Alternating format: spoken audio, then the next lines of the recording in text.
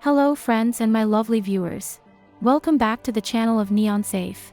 Today we will talk about our brand new Ironguard clan. Let's get started.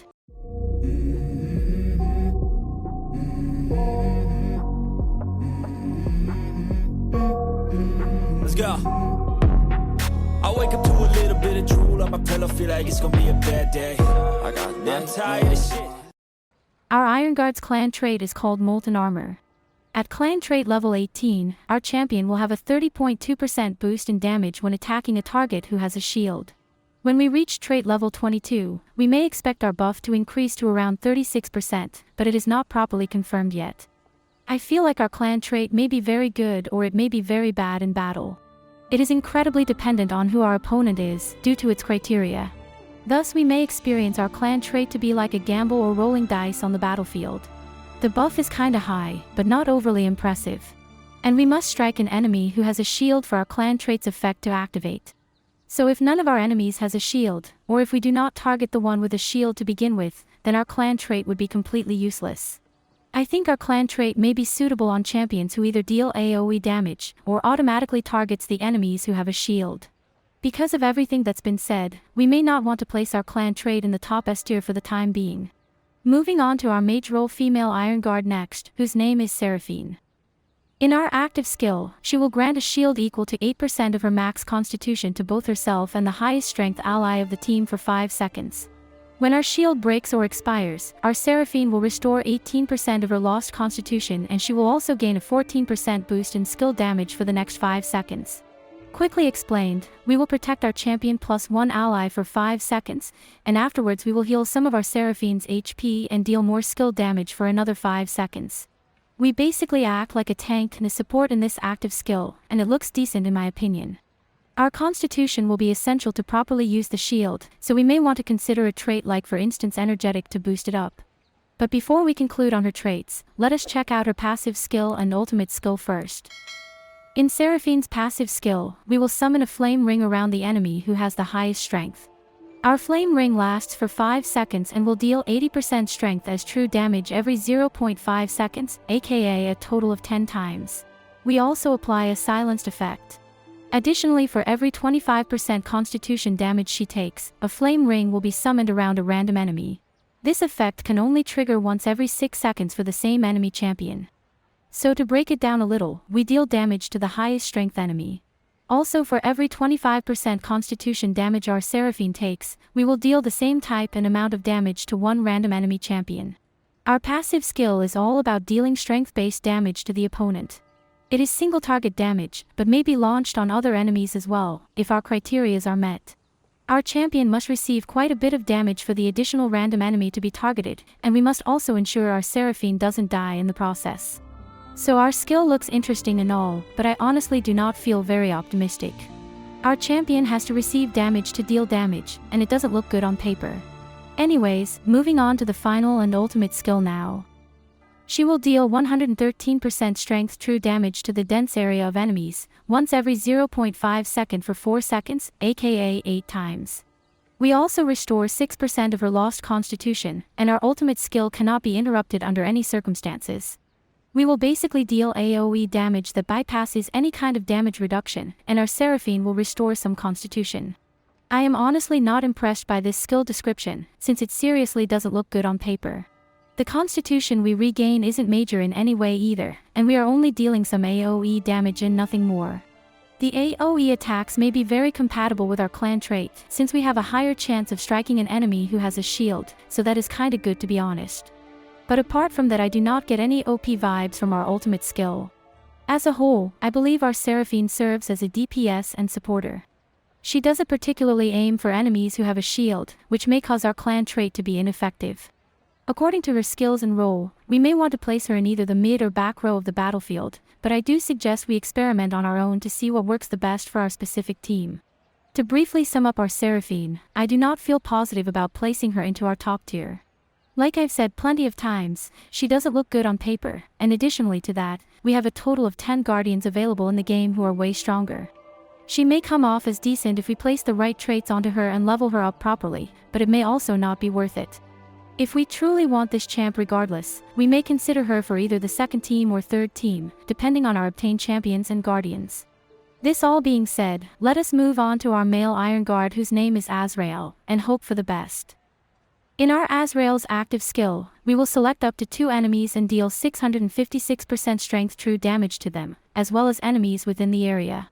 Upon hit, our 2 lowest current constitution percentage allies will gain a shield equal to 36% of their lost constitution for 6 seconds.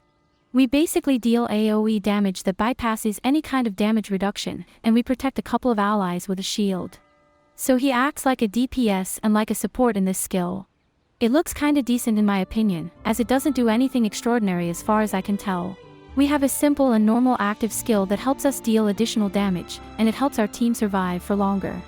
We may want to consider strength boosting traits for him if the other skills also rely on strength.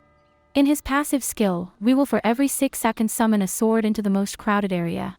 Our sword will deal 225% strength true damage to enemies within the area and apply a stun effect for 1 second. Also, our sword will remain on the ground, and during its duration, our allies who are within the area will gain constitution equal to 187.5% of each individual ally's strength each time they cast a skill. The enemies who are within the same area will take 22.5% increased damage, and this effect cannot stack. A maximum of 6 flaming swords can exist on the battlefield, and any exceeding swords will be destroyed. To break it down a little, our sword deals AoE damage to enemies, it heals allies that are within range, and it makes the enemy that are within range take more damage. So our passive skill serves as a DPS, debuffer and buffer.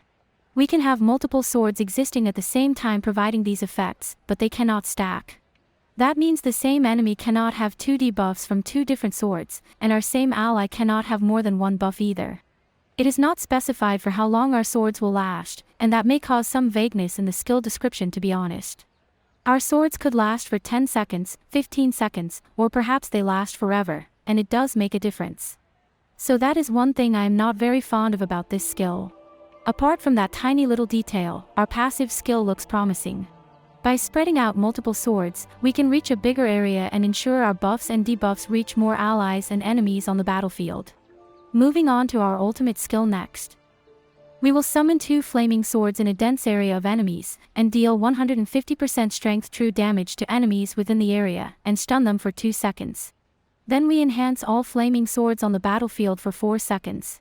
During this time, each sword will deal 156% strength true damage every 0.5 second to enemies within the area.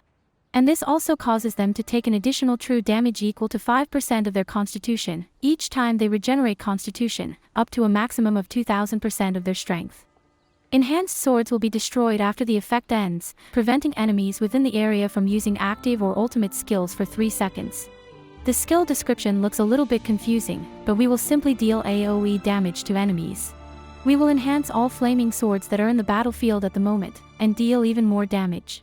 Enemies who try to regenerate their constitution will take more damage as well. So our ultimate skill is kinda entirely based on damage dealing, and it is mostly AoE based. It kinda sucks that our enhanced swords will perish after the effect, but apart from that, I'd say our ultimate skill looks pretty good. Our clan trait may be more suitable on our male champion, since we have a higher chance of striking an enemy who has a shield. Male Ironguard mostly functions as a DPS and supporter, but he also debuffs our enemies here and there. We may want to consider this champion for the back row since he doesn't look particularly tanky. Keeping him safe in the back may be wise, but we should still try to swap him around to find the best placement for our own personal team comp. To sum it up, I personally think our male Ironguard looks more promising compared to the female. He seems better on paper, and more reliable in battle overall. But that doesn't mean we should go ahead and summon for him. Though according to my own personal opinion, he may be slightly better than the female, we still have a total of 10 guardians available in the game. And since our guardians are so much superior compared to our champions now, I don't want to advise us to summon for this clan to be honest. It just feels so messed up spending loads of resources on a clan, that most probably cannot beat up a guardian. And when it comes to our clan trait, it may be worth having to some extent, but it is not a must-have if that makes sense. We have plenty of damage buffing traits that are just as good, if not better than this one. So it is kinda up to each and one of us.